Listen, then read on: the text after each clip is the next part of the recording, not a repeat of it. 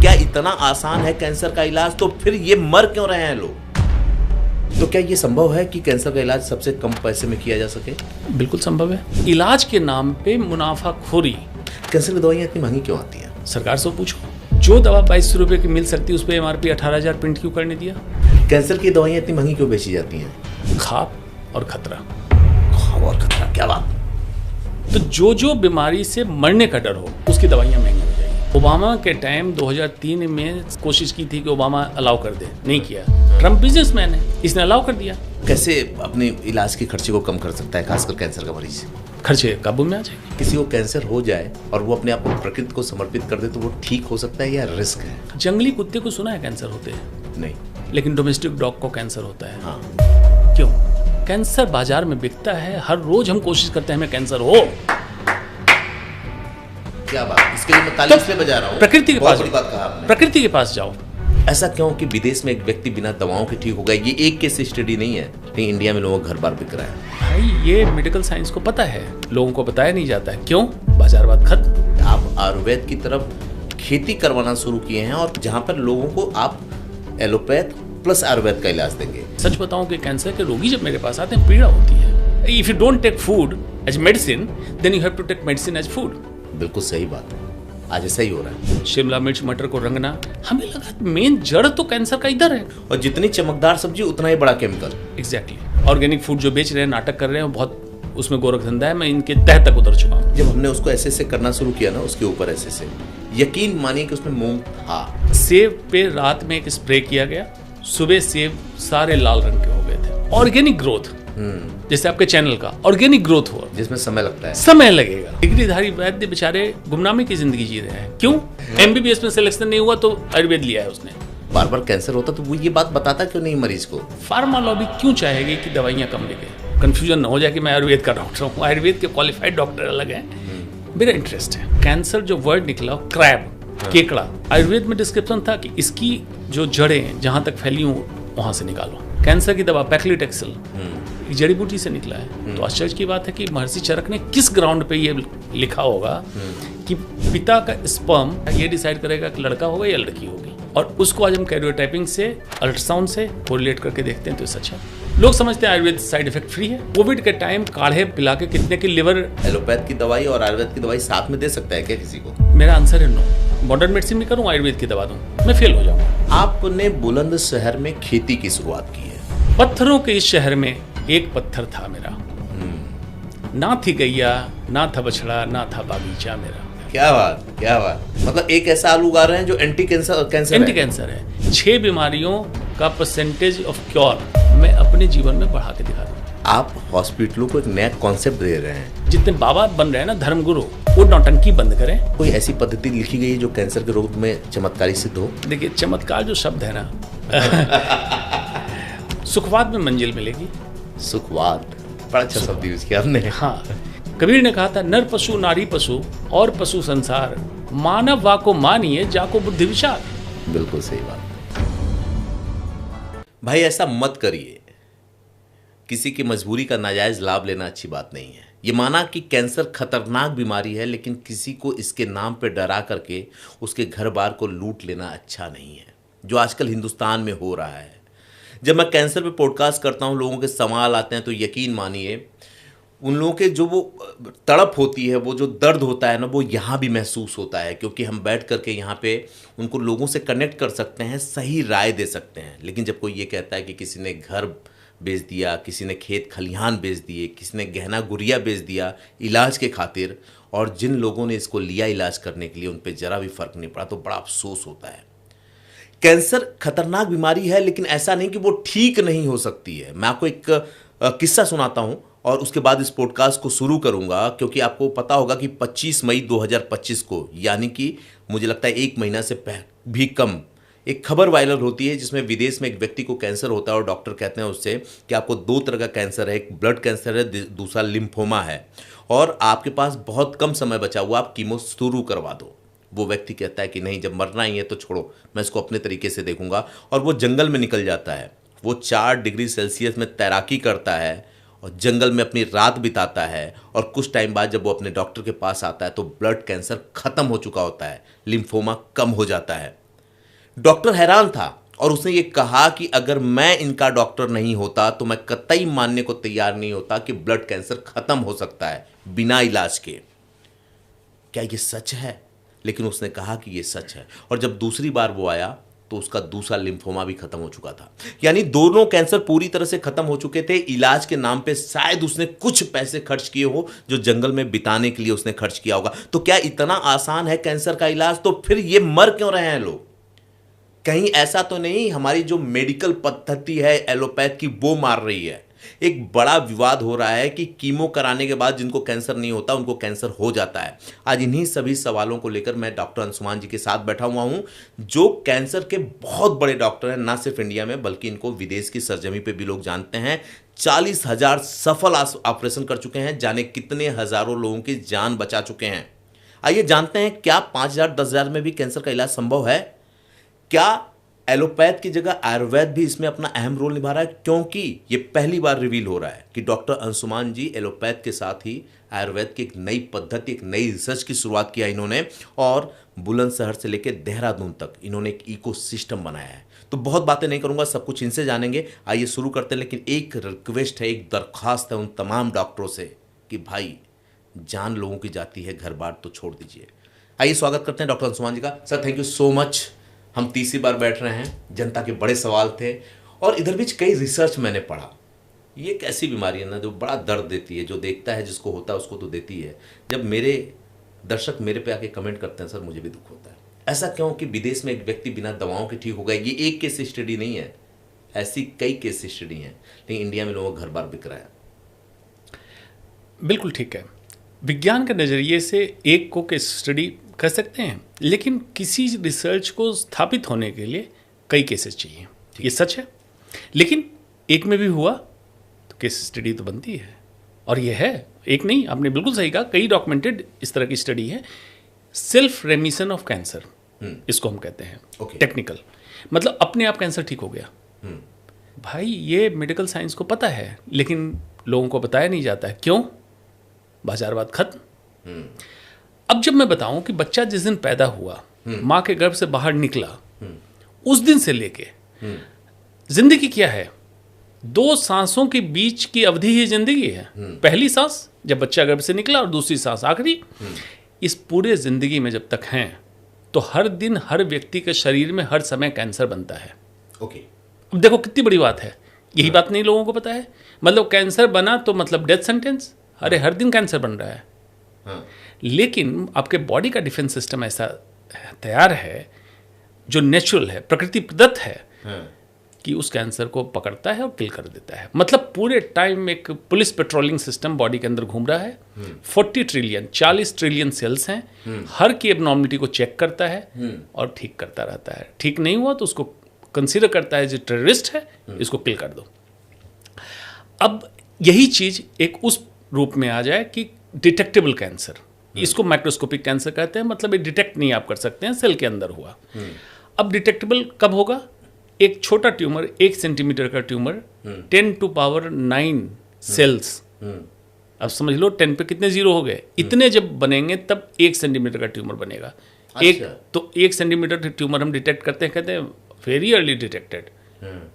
Bloody you detected after 10⁹ cells, not early. Early उसको कहते हैं सेल के अंदर आपने डिटेक्ट कर लिया। अब ऐसे कैंसर भी रेमिशन में, यस, कई एविडेंस हैं कि मेडिकल साइंस के पास जितनी टेक्नोलॉजी, उससे डिटेक्टेड कैंसर भी रेमिशन में गए। लेकिन क्या सब में पॉसिबल है? Answer is no. क्यों? अब देखो, कैंसर पनपा क्यों? जब रोज बन रहा था, रोज मर रहा था, तो अब क्यों पनपा? हमारा डिफेंस सिस्टम इतना कमजोर हो गया, रोगी हो गया, सुसुप्तावस्था में चला गया, पेट्रोलिंग पुलिस की ताकत कम हो गई, कैंसर पनप गया। तो ऐसे व्यक्ति में जिसमें डिफेंस सिस्टम ऑलरेडी कमजोर था, अगर कोई ऐसा सिस्टम उसमें नहीं लगाया गया जो इसको मजबूत करे, तो अपने आप तो ठीक नहीं होने से रहा। इवन इफ जो एस्टैब्लिश कन्वेंशनल कैंसर ट्रीटमेंट है, उसके बाद भी हो सकता है दोबारा पनपे। क्यों? अभी के पॉडकास्ट में पहले मैंने कहा कैंसर बीमारी है ही नहीं, कैंसर एक परिलक्षण है, परिलक्षित होता है। इसका क्या मतलब है? कि जैसे मान लीजिए आपने कहीं देखा धुआं है, आपने धुएं के ऊपर पानी छिड़क दिया, थोड़ी देर के धुआं शांत हुआ, लेकिन आग जहां लगी थी लगी रह गई। वो आग है सेल के अंदर। ओके। उसको आपने करेक्ट नहीं किया, तो अगर आप कन्वेंशनल ट्रीटमेंट कर भी दें, सर्जरी कर दें, कीमो दे दें, रेडिएशन दे दें, दोबारा कैंसर रिलैप्स होगा, क्योंकि आपने उस प्रोसेस को ठीक नहीं किया था। प्रकृति जिसका आपने उदाहरण दिया, प्राकृतिक चिकित्सा या प्राकृतिक चीज़ों में ये आपके डिफेंस सिस्टम को वापस करता है। ओके। यही करता है, बस मजबूत करता है, जिससे आप कैंसर होने से बचते हैं। कैंसर हो जाए, कन्वेंशनल ट्रीटमेंट भी कराएं तो आपकी रिकवरी बेहतर कर देगा। और ऐसे ही केसेस पाए गए जिन्होंने भी किया, उसमें बहुत सारे, जिसमें आपने कहा जैसे 4 डिग्री सेंटीग्रेड पे स्विमिंग करना, एक कॉन्सेप्ट है हॉर्मेसिस, HORMESIS, हॉर्मेसिस, मतलब बॉडी को छोटे समय के लिए स्ट्रेसफुल देना, मतलब एकदम ठंड में चले गए। जैसे आइस कोल्ड वाटर पे विन हॉफ करके एक है, उसने बहुत खैर उसका क्रिटिसिज्म भी बहुत हुआ कि कई लोगों की डेथ हो गई। ये बात सही है, जिसको हार्ट की तकलीफ है उनको नहीं करना चाहिए चिल वाटर में। अभी मैं डेनमार्क में था, रात को टेम्परेचर 1 डिग्री 0 डिग्री जा रहा है, और अर्ली मॉर्निंग में जब लेक के किनारे दौड़ रहा था तो मैंने देखा कि वहाँ लोग नहा रहे हैं। अच्छा। पूरी तरह नंगे बदन उस लेक में जिसका टेम्परेचर 1 डिग्री है, उसमें जाते हैं डिप करके, फिर निकलते हैं, धूप लेते हैं, फिर नहाते हैं। देखो, ये प्राकृतिक चिकित्सा है, हॉर्मेसिस, जिसको मेडिकल साइंस कैसे देखता है, सडन स्ट्रेस अगर बॉडी को देते हैं तो बॉडी उस सिस्टम को जगा लेता है जो इस स्ट्रेस से कैसे फाइट करे। वही फाइटिंग है डिफेंस सिस्टम। मतलब आप डिफेंस सिस्टम की सर्विसिंग टाइम टू टाइम कर रहे हैं और डिफेंस सिस्टम को जगा के रख रहे हैं। अब जब आपने प्राकृतिक चिकित्सा की बात कर ही दी तो मैं अपने मूल सवाल पे आ जाता हूँ, जिसके लिए ये पॉडकास्ट आज मैंने रखा है। आपने धर्मशिला हॉस्पिटल को छोड़ दिया और आपने एक नया प्रयोग शुरू किया है। मैं एक एक करके ये सवाल पूछूंगा, लेकिन इसमें एक समग्रता से सवाल पूछता हूँ कि आप आयुर्वेद की तरफ खेती करवाना शुरू किए हैं और कुछ ऐसा आयुर्वेदिक एक सिस्टम डेवलप कर रहे हैं जहाँ पर लोगों को आप एलोपैथ प्लस आयुर्वेद का इलाज देंगे। तो क्या ये कोई आपकी नई रिसर्च है? इसकी ज़रूरत क्यों आन पड़ी? आप तो बड़े डॉक्टर हैं, बहुत पैसा आपको मिलता होगा, देश दुनिया घूम रहे हैं, लोग आपको बुला रहे हैं, तो इसकी ज़रूरत क्यों आन पड़ी आपको? देखो, डॉक्टर तो बड़ा क्या होगा, हाइट तो वही है। अब देखो, जो शमशान में है, हाँ। उसको अगर शमशान वैराग्य ना हो, हाँ। तो इसका मतलब है वो नशे में था। क्या बात है! शमशान वैराग्य न हो तो वो नशे में, यानी कि लगातार मौत को देखने वाला आदमी न जगे तो वो नशे में है। हर रोज सुबह से शाम में कैंसर के रोगी को देखूं और सिर्फ मैं यही सोचूं कि बस ऑपरेशन कर दिया, हाँ। कीमो लग गई, हाँ। काम खत्म नहीं हुआ। हाँ। ये मेरे अंदर, कैंसर का डॉक्टर तो बाद में बना, मेडिसिन जब ज्वाइन किया तब से मेरे अंदर एक कौतूहल था कि क्या पल्स, बीपी ये देख के एक मरीज का पूरी तरह से आकलन हम ठीक कर लेंगे? मुझे जवाब मिलता था नहीं। उसी में मेरे स्कूल के बैचमेट सुशील पाठक नाम है, उसके पिताजी, हम लोग बैचमेट थे, उसके पिताजी आयुर्वेद के डॉक्टर थे। तो मैं उनके पास गया, मैंने पूछा कि ऐसा ऐसा हमने पढ़ा है, तो आयुर्वेद भी ऐसे देखता है। तो उन्होंने कहा कि देखो उस किताब को निकालो। किताब निकाली, उन्होंने कहा पढ़ो क्या है, चरक संहिता। चरक संहिता में लिखा होता कि जब कोई व्यक्ति महर्षि चरक के पास आ रहा है तो 24 गुण का आकलन कर लेते थे। अच्छा, व्यक्ति देखते हुए कैसे चल के आ रहा है, गेट क्या है, जिसको बाद में हमने समझा। पेट में अगर दर्द है तो इंसान आगे झुक जाएगा। इस तरह से चीज़ों को आकलन, उसका चेहरा कैसा दिख रहा है, चेहरे पे पसीना है कि नहीं, ऑयली है स्किन, सारा। और उसके बाद प्रकृति, दोष, इन सब का आकलन करके मुझे लगा हाँ बात सही है, इतना होना चाहिए। जिसको आयुर्वेद कहता है संप्राप्ति, मेडिकल में हम कहते हैं हिस्ट्री टेकिंग। मतलब मरीज से पूरी बात करके उसके सारे गुण दोष सबके बारे में, उसके चॉइस, लाइक्स, डिसलाइक्स, सबका आपने आकलन किया। तो ये बात चल रही थी। करते करते मैं कैंसर में आया। अब कैंसर में रिलैप्स या कैंसर होना इटसेल्फ, मैं सच बताऊं कि कैंसर के रोगी जब मेरे पास आते हैं पीड़ा होती है कि ये कैंसर, इसको नहीं हो सकता था, रोका जा सकता था, अब हो गया तो एटलीस्ट इलाज ऐसा हो जाए कि दोबारा इसको ना हो। ठीक है, ये पीड़ा थी। जवाब मेडिकल साइंस में कंप्लीट नहीं है। अच्छा, हाँ, कंप्लीट ये एक्सेप्ट करते हैं, ये एक्सेप्ट है। हाँ। अब हिपोक्रेट जो फादर ऑफ मॉडर्न मेडिसिन है, उन्होंने भी कहा फूड इज मेडिसिन। ओके, ये उनका डायलॉग है। हाँ। तो मैं उसको एलैबोरेटर कहता हूँ if you take food as medicine, if you don't take food as medicine, then you have to take medicine as food. बिल्कुल सही बात है, आज ऐसा ही हो रहा है। यही है। हाँ। अब सुबह उठो, कोलेस्ट्रॉल की गोली, डायबिटीज की गोली, दिस गोली, दैट गोली। लोगों ने न्यू नॉर्मल मान लिया कि हम भुंजा की तरह टैबलेट खा लेंगे। अरे आप स्वस्थ नहीं है, बीमार हैं। मीन्स लाइफ विदाउट पिल्स नहीं है, लाइफ विथ पिल्स है। वो लाइफ नहीं है आपकी। और इसी पे सुनो, लाइफ, जिंदगी क्या है। हमारे एक बहुत अच्छे शायर हैं, उनका कहा, जिंदगी क्या है अनासिर में ज़हूर तरतीब, मौत क्या है इन्हीं अज्जा का परेशान होना। जो हम कंपोनेंट्स, घटक उतार लेते हैं, वो हो सकता है सर्वेश मिश्रा से दोस्ती, परिवार, जो भी हमने उतारा, ये जीवन है। सर्वेश मिश्रा एक दोस्त हमारा कट गया, अज्जा का परेशान होना। मेरी एक मौत हो गई, मेरा एक दोस्त कट गया। तो सिमिलरली जब लाइफ की फिलॉसफी को समझोगे तो लाइफ ये नहीं है जो लोग समझ रहे हैं, बहुआयामी है। कितने आयाम हैं इसके जीवन के। उसमें फूड 35% मॉडर्न मेडिसिन मानता है कि 35% कैंसर कारण आपका फूड है जो आप लेते हैं। और प्रकृति प्रदत्त तो एंट्री पोर्टर लेख है मुंह। डॉक्टर तो आईवी नस से भी चढ़ा देगा, कहीं चढ़ा देगा, लेकिन इंसान कुछ अंदर उतारना चाहेगा तो मुंह के रास्ते ही खाएगा।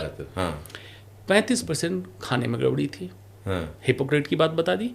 आयुर्वेद में चर्चा आहार विहार सबकी है, प्राकृतिक चिकित्सा में चर्चा है।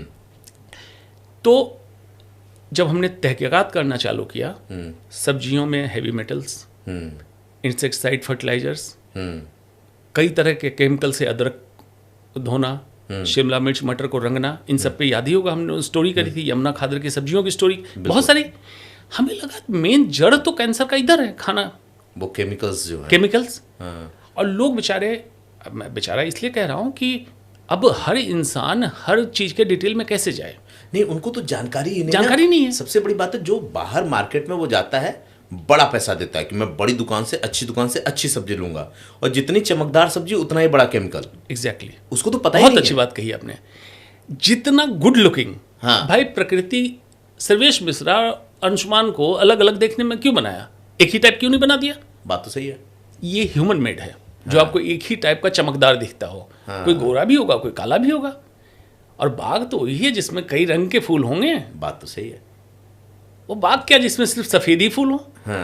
आप जाते हैं एक ही साइज का, एक ही शेप का, एक ही चमक का फल चाहिए, इम्पॉसिबल है। ह्यूमन मेड है, जेनेटिकली मॉडिफाइड, GMO। तब मैं खेती में उतरा। खेती में उतरा तब मैंने देखा कि प्राकृतिक तरीके से खेती, ऑर्गेनिक भी मैं इसलिए नहीं बोलता हूँ कि वो नाटक है। ऑर्गेनिक फूड जो बेच रहे हैं, नाटक कर रहे हैं, बहुत उसमें गोरख धंधा है। मैं इनके तह तक उतर चुका हूँ। मैं एक एग्जांपल बताता हूँ आपको। अभी मैं सेब लेकर के आया था, वो सेब ना कुछ ज़्यादा ही चमक मार रहा था। तो अब घर आ गया था, तो मैंने कहीं देखा था वीडियो में मोम की कोटिंग, मोम की कोटेड होता है। मैंने अपनी पत्नी से बोला कि अच्छा लाओ इसको देखते हैं। ब्लेड, पतली सी ब्लेड थी। जब हमने उसको ऐसे से करना शुरू किया ना, उसके ऊपर ऐसे से, यकीन मानिए कि उसमें मोम था, सच में मोम था। अब आप बात आगे बढ़ाएं। मैं बता देता हूँ इसी पे। नेचुरल तरीके से प्लांट अपने फल को प्रोटेक्ट करने के लिए वैक्स करता है, वो नेचुरल वैक्स है। वो होता है।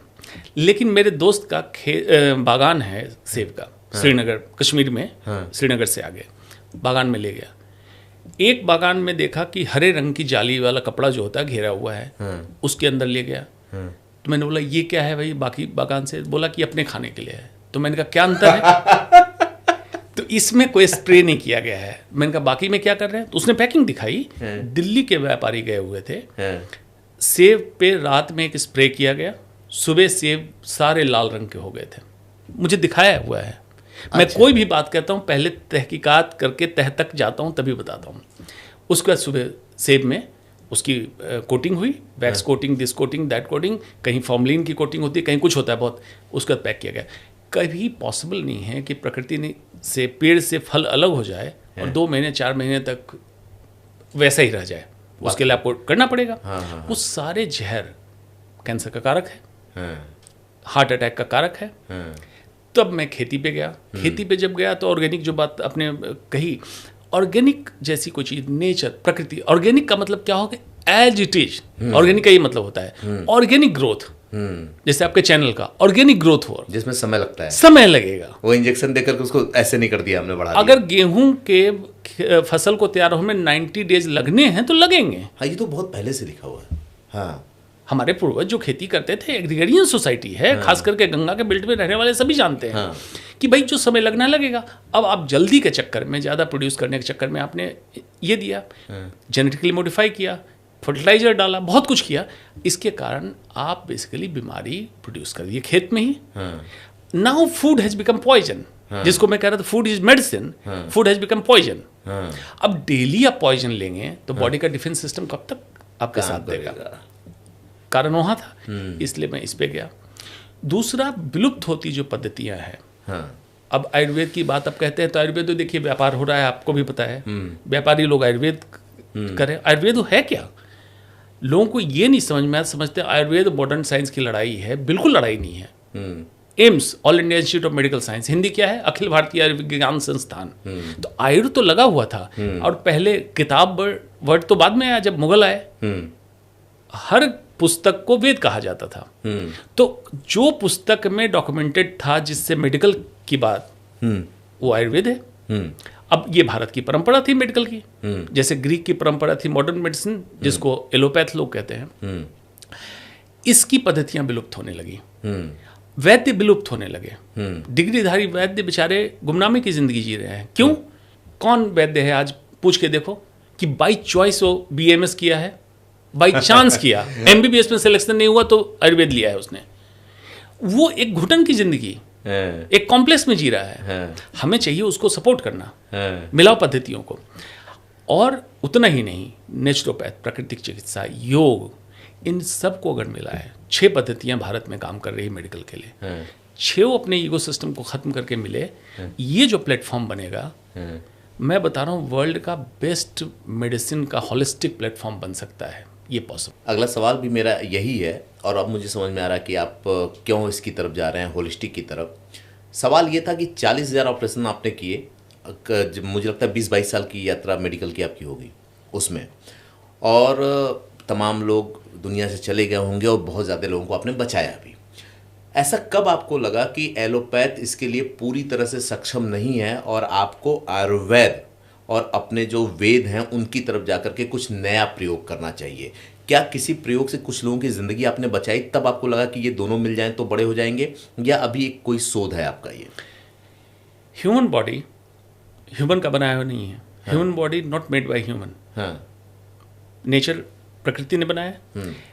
इसमें कोई भी विधा आ जाए, चाहे मॉडर्न साइंस हो, आयुर्वेद हो, नेचुरोपैथ हो, योग हो, एक विधा सफिशिएंट हो ही नहीं सकता है किसी ह्यूमन बॉडी के डिस्टर्बेंस को करेक्ट करने के लिए। अच्छा, हर समय इनकम्प्लीट होगा, इम्परफेक्ट। ठीक है। मान लीजिए गाड़ी इंजीनियर ने बनाया, उसने अपना डायग्राम दे दिया, दूसरा इंजीनियर ठीक कर देगा उस गाड़ी को, लेकिन ह्यूमन बॉडी के बारे में नहीं पता है। ये 17 साल की उम्र में जब मैंने MBBS ज्वाइन किया, तब से मेरे मन में ये कौतूहल है। ठीक है। लेकिन उस समय इतने एवेन्यूज नहीं थे, तो आयुर्वेद देखा। प्राकृतिक चिकित्सा आप कह सकते हैं कि एक, जहाँ मेरी पैदाइश हुई तो वहाँ की धरती में, मिट्टी में, हर घर में एक सिस्टम होता था प्राकृतिक चिकित्सा, जिसको आप कह सकते हैं। योग मेरे दादाजी को करते देखता था, तो योग मेरे घर का हिस्सा था।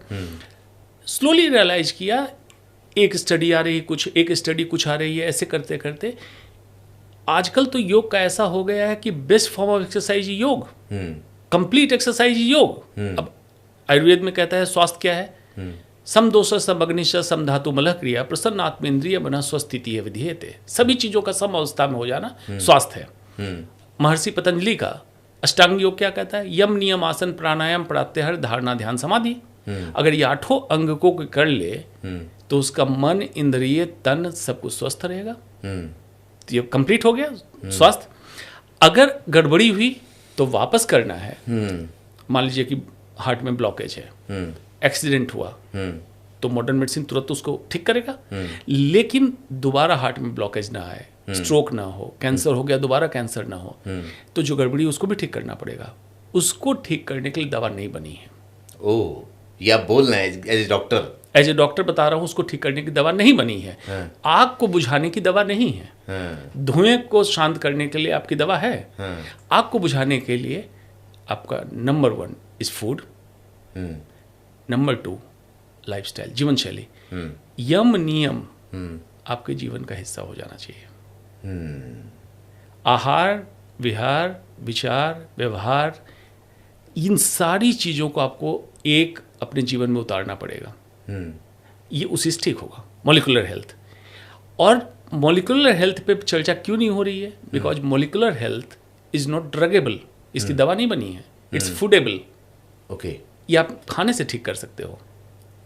तो आखिर जब डॉक्टर इलाज करता है कैंसर का और बार बार कैंसर होता है तो वो ये बात बताता क्यों नहीं मरीज को? उसका कारण है MBBS के 5 साल के कोर्स में, अमेरिका का बता रहा हूँ, हम लोग जो भी स्टडी MBBS की करते हैं अमेरिकन सिस्टम फॉलो कर रहे हैं। 5 साल में 19.6 आवर्स, मतलब 19.5 घंटे या 20 घंटे रख लो, खाने के बारे में, फूड के बारे में, न्यूट्रिशन के बारे में पढ़ाया जाता है। 5 साल में 20 घंटे। तो डॉक्टर क्या बात करेगा? उसको अकल ही नहीं है खाने के बारे में। डाइटिशियन जो क्लेम करते हैं वो खाने के एक्सपर्ट हैं, उनको मेडिकल साइंस की अकल नहीं है, अधूरा रह गया। अगर वो इसकी बात करेंगे, अब कहोगे कि क्यों नहीं पढ़ाया जाता है? ये भी इतनी इंपॉर्टेंट बात है तो पढ़ाते क्यों नहीं है? पढ़ाते इसलिए नहीं है कि मॉडर्न मेडिसिन के सिस्टम को कौन गवर्न करता है? अमेरिका। अमेरिका में मेडिसिन सिस्टम को कौन गवर्न करता है? Pharma lobby. फार्मा लॉबी क्यों चाहेगी कि दवाइयाँ कम बिके? बात तो सही है। अगर ये फूड वाली बात डॉक्टर को पढ़ा दिया जाएगा, अभी डॉक्टर को क्या किया गया है? डॉक्टर को एक दवा बेचने का एजेंट बना के रख दिया। अगर डॉक्टर आपके जीवन शैली की, आपके खाने पे, आपके सोचने पे, आपके विचार पे, आपके योग प्राणायाम पे बात करने लगेगा तो रोगी कम होंगे, और जो रोगी बनेंगे वो परमानेंटली क्योर हो जाएंगे। और फिर फार्मा लॉबी का नुकसान होगा। फार्मा लॉबी का नुकसान होगा। अभी क्या है, मरीज हाइपरटेंशन लेके आपने दवा दी, फिर से बीपी को 6 महीने 1 साल में बढ़ गया, दवा बढ़ा दी, दूसरी दवा ऐड कर दी, same diabetes, same heart attack. Ultimately फिर उसको हार्ट अटैक क्यों है? अगर बीमारी ठीक नहीं की आपने, मशीन ठीक किया। मशीन ठीक किया, एग्जैक्टली, मशीन की रिकॉर्डिंग ठीक कर दी आपने। इसका मतलब ये बड़ा अहम पॉइंट है, जो लोग अपने घर में बैठे परेशान हैं वो शायद इस क्वेश्चन से समझ पाएं कि कैंसर जैसी बीमारी या कोई भी बीमारी सिर्फ मेडिसिन से ठीक नहीं की जा सकती। आपकी जीवन शैली और आपके विचार उसको क्योर करने के लिए सबसे ज़्यादा जिम्मेदार है। ये कहना बराबर का हिस्सेदार है। अच्छा, आपकी बीमारी को ठीक करने में मेन ट्रीटमेंट उतना ही जिम्मेदार है आपकी जीवन शैली, आपका विचार, मानसिक स्वास्थ्य, ये उतना ही रिस्पॉन्सिबल है। इसलिए मेंटल हेल्थ, लाइफस्टाइल, इसकी चर्चा होनी ही चाहिए। कैंसर मरीजों में खास करके योग, प्राणायाम, प्राकृतिक चिकित्सा, इसकी बात होनी चाहिए। चलिए थोड़ा सा और डीप चलते हैं, क्योंकि आपने ऐसी टॉपिक छेड़ ही दी है। मॉडर्न मेडिसिन में हमने खूब बात की, एलोपैथ पे बात की, कैंसर के ऑपरेशन पे बात की, बाकी चीज़ों पे। अब आप जब खेती की तरफ जा रहे हैं, एक डॉक्टर होकर के किसान बन रहे हैं, एक चीज़ तो मैंने देखा जब मैं जी न्यूज़ में था और आज जब मैं आपके साथ बैठा हूँ, तो आपने अपने चोले को भी बदला, लाइफ स्टाइल को बदला। आज जब आप मेरे ऑफिस आते हैं मैं पूछता हूँ ये खाएंगे वो खाएंगे, तो आप कुछ नहीं खाते। एक ज़माने में सब कुछ खाते थे, इतना कंट्रोल किया आपने। और आप हमेशा वेद की बात करते हैं, आप हमेशा आयुर्वेद की बात करते हैं, नेचर की बात करते हैं। तो क्या कैंसर जैसी बीमारी का कोई जिक्र वेदों में, उपनिषदों में पहले से था और इसके इलाज के बारे में कुछ बताया गया था? बहुत अच्छा सवाल है। लोग ये समझते हैं कि कैंसर मॉडर्न मेडिसिन का इन्वेंशन या खोज है। बिल्कुल गलत है। सुश्रुत संहिता माना जाता है 10,000 साल पुरानी किताब है, 10,000 साल पहले, उसमें कैंसर की पूरी चर्चा है। अच्छा। कैंसर को अर्बुद कहा गया। अर्बुद। अच्छा, अर्बुद। ओके। और ट्यूमर को ग्रंथि कहा गया था। ओके। महर्षि सुश्रुत ने डॉक्यूमेंट किया है कि कैंसर का सर्जरी, ऑपरेशन कैसे करना है, लिखा हुआ है। हाँ। उसके बाद क्या क्या प्रिकॉशन लेना है, हाँ। ये लिखा हुआ है। महर्षि चरक ने मेडिसिनल पार्ट दिया है कि अपने लाइफस्टाइल में क्या क्या चेंजेस करो, कौन कौन सी औषधियाँ हैं। हाँ। महामारी का जिक्र उसमें है। जो आज हम समझते हैं महामारी, ये भी हुई महामारी तब से है। तो ये कोई नई बीमारी नहीं है। ये जरूर है उस समय ये बीमारी रेयर थी। आज से 40 साल पहले भी, 50 साल पहले का हिस्ट्री उठा के देखें, कैंसर इतना कॉमन नहीं था, रेयर बीमारी थी। अब जो अनप्लैन्ड अर्बनाइजेशन, जिसको विनाश कहते हैं, विकास नहीं है, अनप्लैन्ड अर्बनाइजेशन, ये बहुत सारी बीमारियों को बढ़ाया, जिसमें कैंसर भी है। महर्षि चरक का ये कहना था।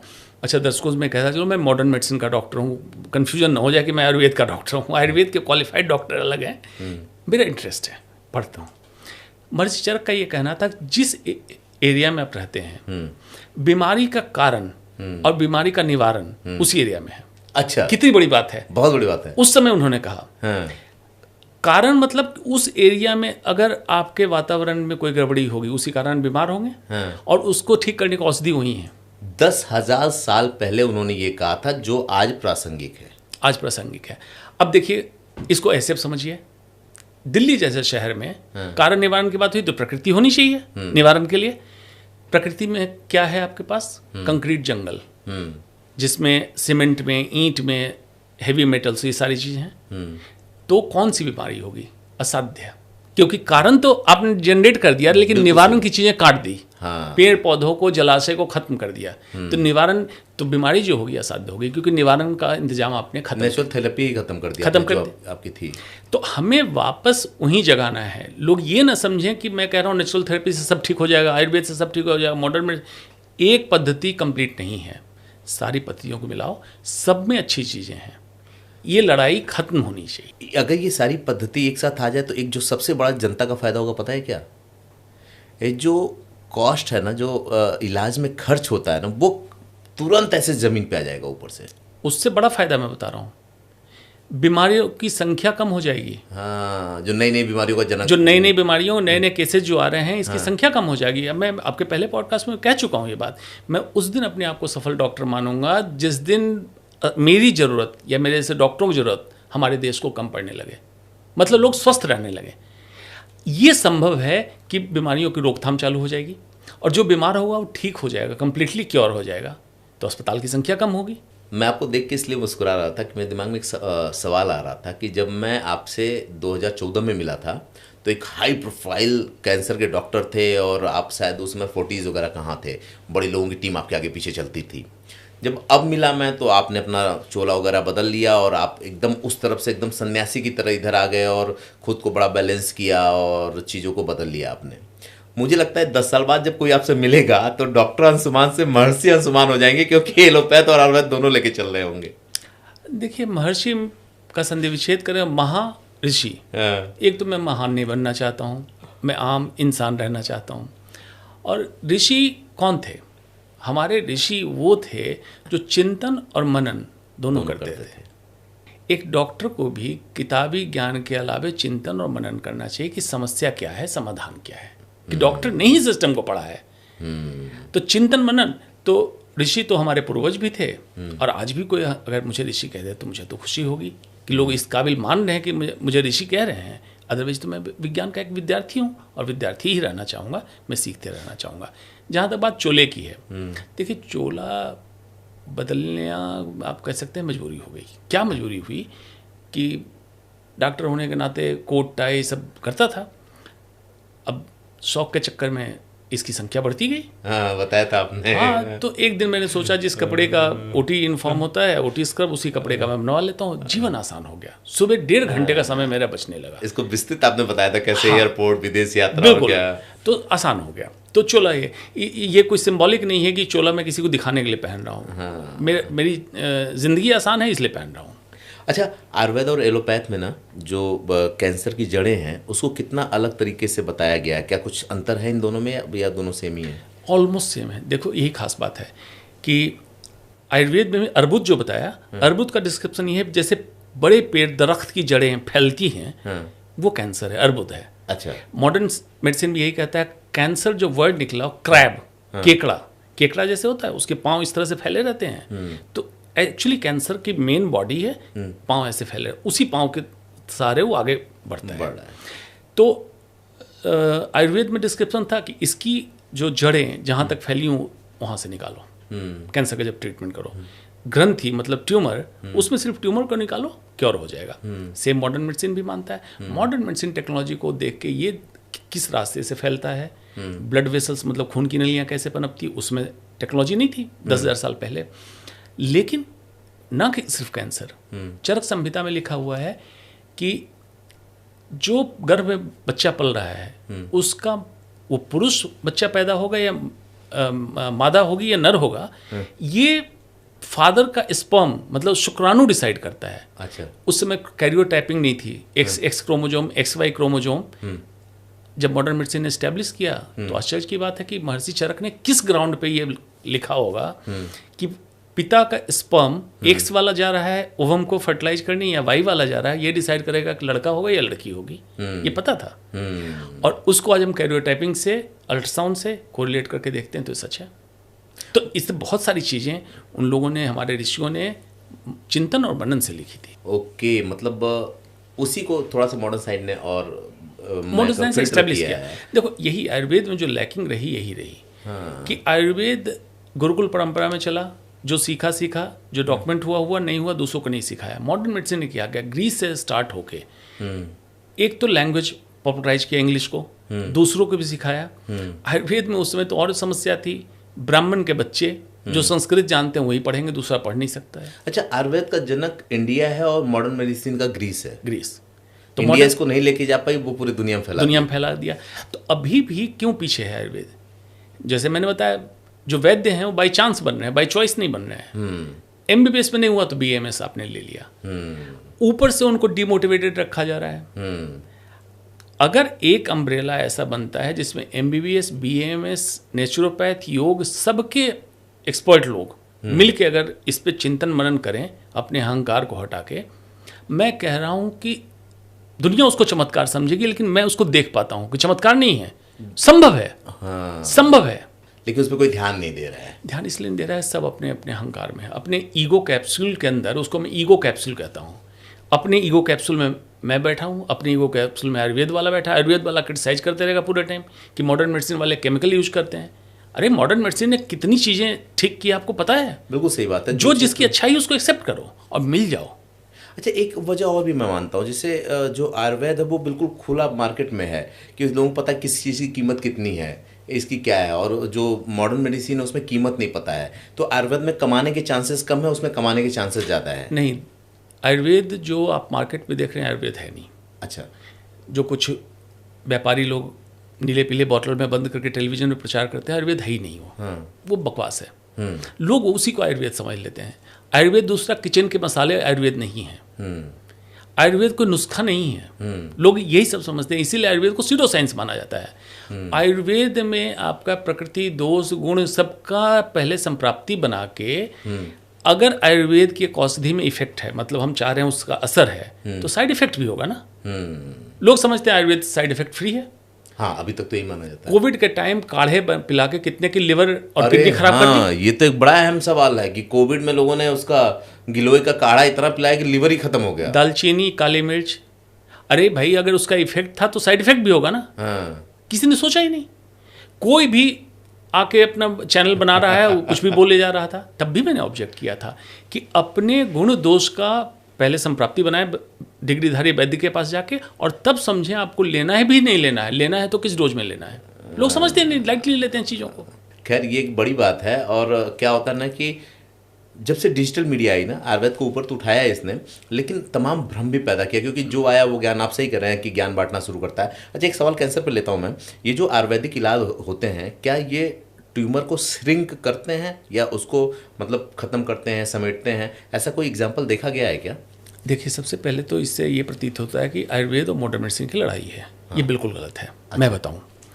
अच्छा, आपको बड़ा समस्या होती होगी ना कि कहाँ पे आदमी किसको हिट कर रहा है, कहीं ऐसा तो नहीं कि दूसरी लोगों को लगता है कि देखो भाई, ये मानव विज्ञान है, पेंडुलम की तरह नहीं चलेगा कि या तो ये सही या तो ये सही।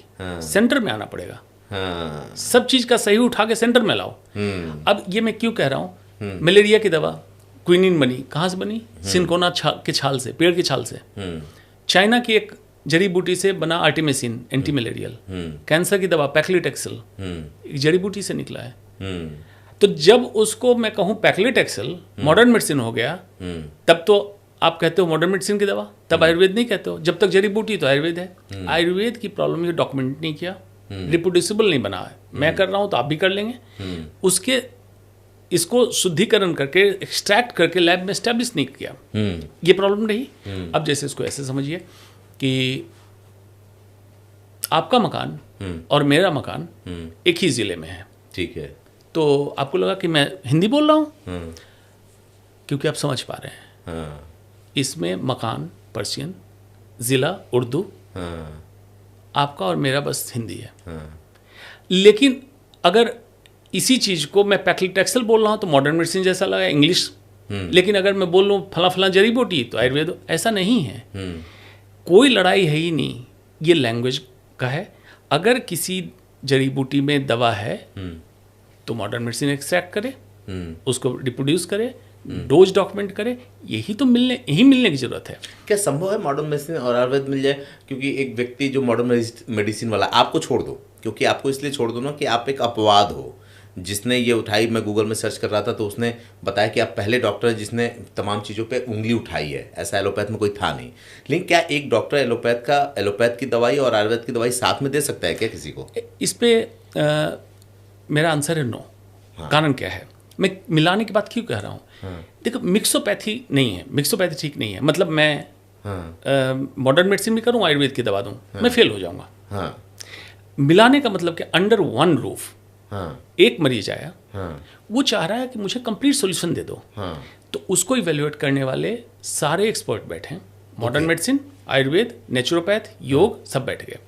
अब उसको अभी जरूरत मॉडर्न मेडिसिन की इस दवा की दो, जीवन शैली में क्या क्या करेक्शन चाहिए, आयुर्वेद की कौन सी औषधि दो, योग कौन सा बताओ, ये चालू करो। स्लोली 2-3 महीने में आयुर्वेद मॉडर्न मेडिसिन की दवा विड्रॉ करने लगो, आयुर्वेद की औषधि विड्रॉ करने लगो, जीवन शैली चेंज हो गई, वो बंदा पहले से ज़्यादा स्वस्थ महसूस करने लगा। आप हॉस्पिटलों को एक नया कॉन्सेप्ट दे रहे हैं। ये कॉन्सेप्ट अभी तक वर्ल्ड में कहीं नहीं है, मैं यही चाह रहा हूँ। ये हम पहली बार रिवील कर रहे हैं कि एक हॉस्पिटल अगर कैंसर के डॉक्टर को रखता है तो वो साथ में काउंसलिंग के लिए योगा टीचर भी रखे और आयुर्वेद का भी रखे, ताकि कैंसर जैसे रिड्यूस होता है परमानेंट क्योर करने के लिए वो आयुर्वेद पे शिफ्ट करे, लाइफ स्टाइल बदलने के लिए योग पर लेकर के जाए, और एक ऐसा काउंसलर हो जो उसकी मनोदशा को भी बदले। ऐसा कह रहे हैं आप?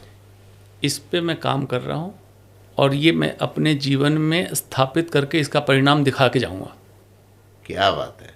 और ये संभव है, कोई भी पद्धति जितना परसेंटेज क्योर रेट दे रही है उससे हर बीमारी, specially hypertension, diabetes, obesity, polycystic ovarian disease, Alzheimer disease जिसको डिमेंशिया कहते हैं, और कैंसर, 6 बीमारियों का परसेंटेज ऑफ क्योर मैं अपने जीवन में बढ़ा के दिखा दूंगा। कई लोगों के लिए ये पॉडकास्ट रिसर्च का विषय होगा। कुछ ऐसी चीजें रिवील हो रही हैं ना जो अभी तक नहीं हुई हैं। ये इसलिए जरूरी है कि पढ़ा लिखा जो मॉडर्न मेडिसिन का डॉक्टर है वो दूसरे सब्जेक्ट को पढ़ नहीं रहा है।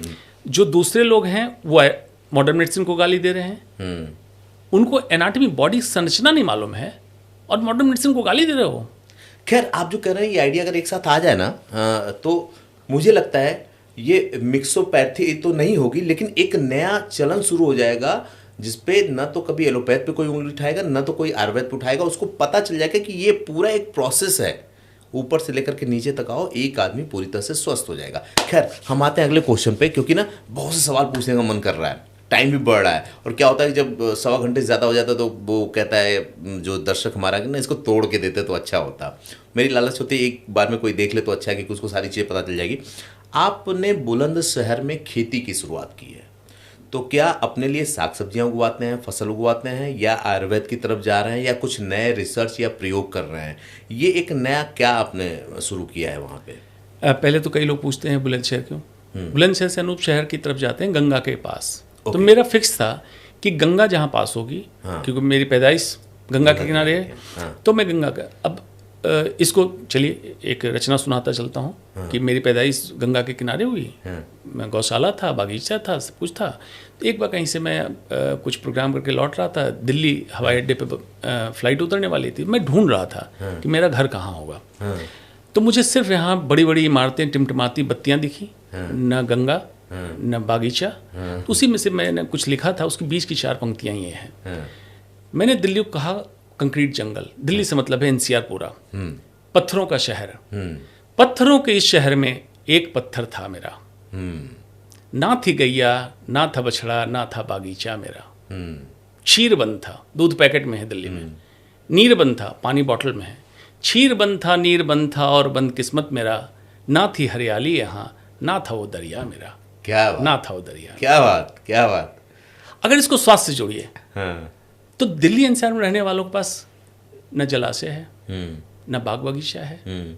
तो स्वस्थ रहने के लिए जो चीज़ें हमें चाहिए कि इकोसिस्टम, सस्टेनेबल इकोसिस्टम, ये मुझे चाहिए था। हाँ, तो गंगा का तट क्यों? Underground water, okay, best quality, हाँ, वातावरण, वायुमंडल, मॉइस्चर है, वहाँ फ्लोरा एंड फौना ही अलग है, हाँ, चुना।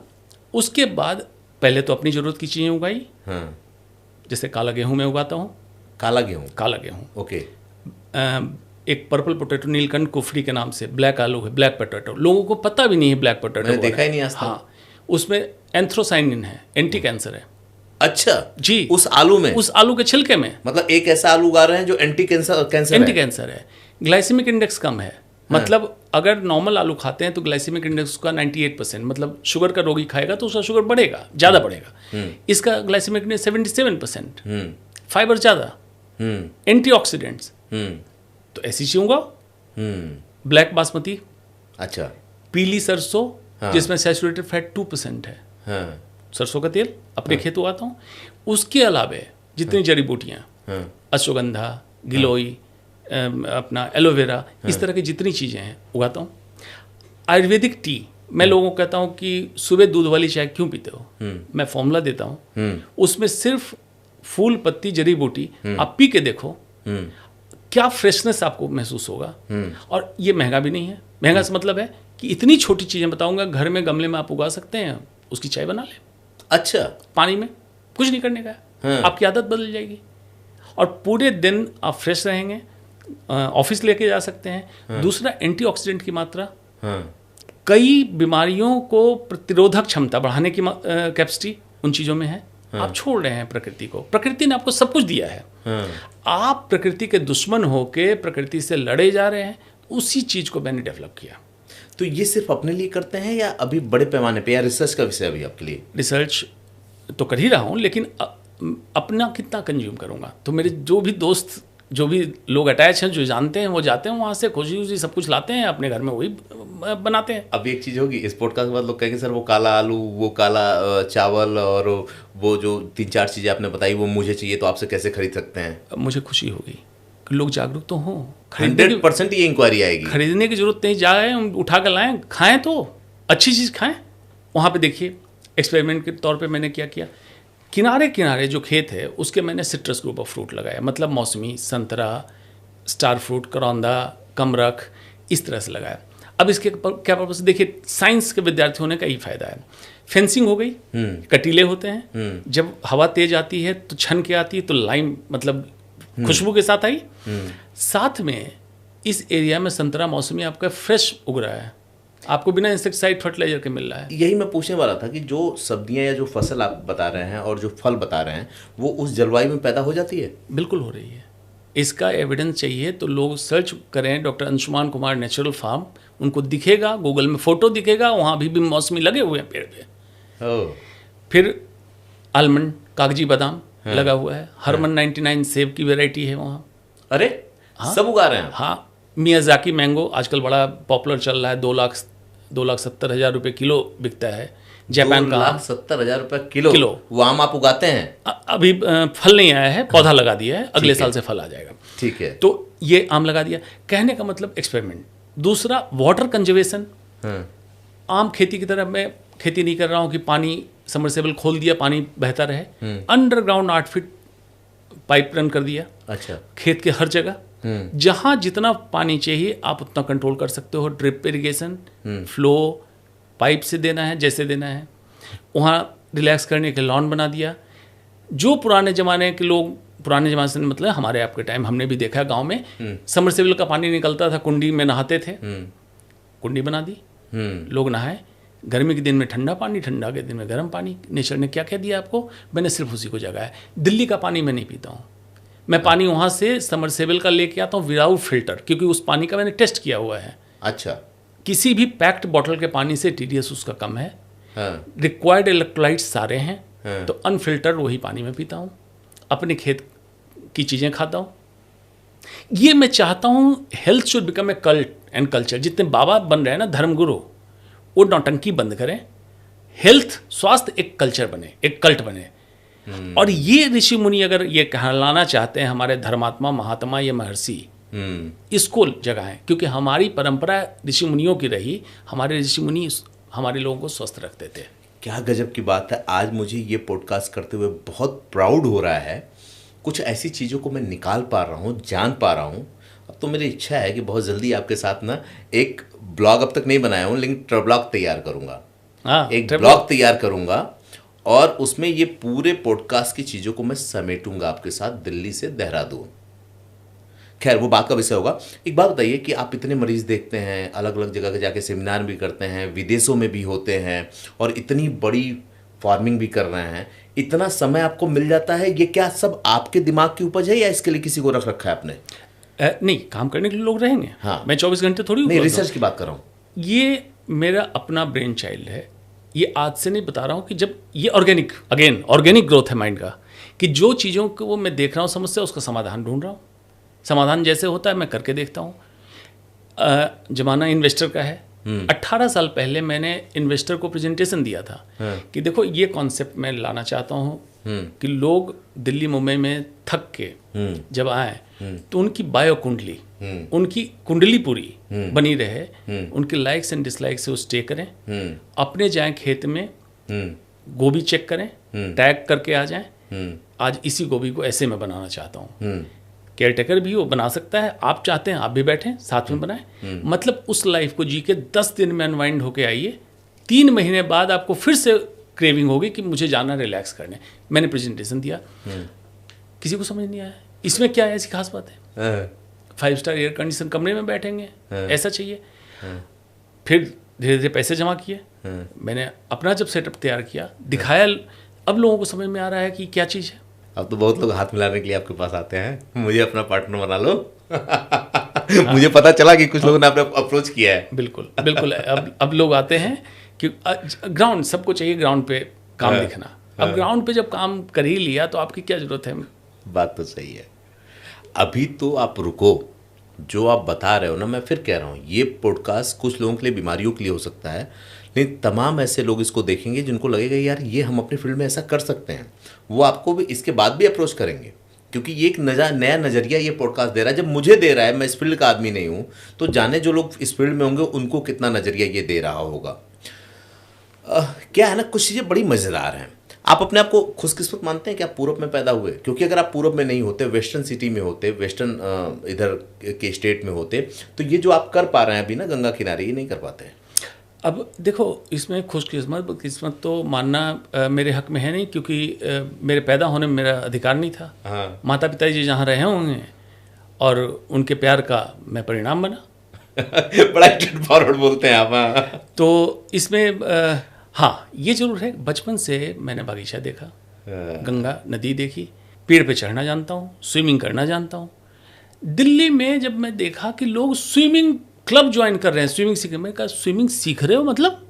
तो बचपन में क्या करते थे? अब भाई अफसोस, उनके पास नदी नहीं थी।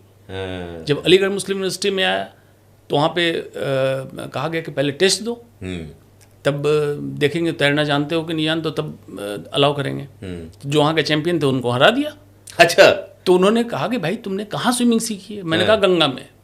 अरे उससे बड़ी स्विमिंग किसकी हो सकती है? जब गंगा की धार तेज होती थी, 1.5 घंटे विपरीत धार पे चढ़ना, उसका जो मजा था, ये आप कह सकते हैं कि पूरब के कारण हुआ। हाँ, वही मैं कह रहा हूँ। अच्छा, पूरब के कारण क्यों हुआ? एक बहुत बड़ी बात कर रहा हूँ मैं। पॉडकास्ट में ना बहुत से सवाल आ रहे हैं कि कैसे पूछा जाए, लेकिन ये पूछ लेता हूँ, फिर दूसरी तरफ बढ़ता हूँ, कैंसर की तरफ। जो पूरब में लोग पैदा होते हैं ना, वो सीधे मिट्टी पे पैदा होते हैं।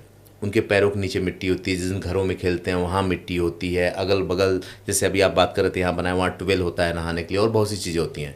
लेकिन जो यहाँ की जनरेशन है जो सीधे कंक्रीट पे पैदा हो रही है, जिसने मिट्टी को छुआ नहीं, मिट्टी को देखा नहीं, जिन चीज़ों की आप बात कर रहे थे, गंगा में नहाया, ये खेल खेला, पेड़ पे चढ़ना जानता हूँ, तो मुझे लगता है ये नई जनरेशन बहुत सी ऐसी नेचुरल चीज़ों से दूर रह जाती है।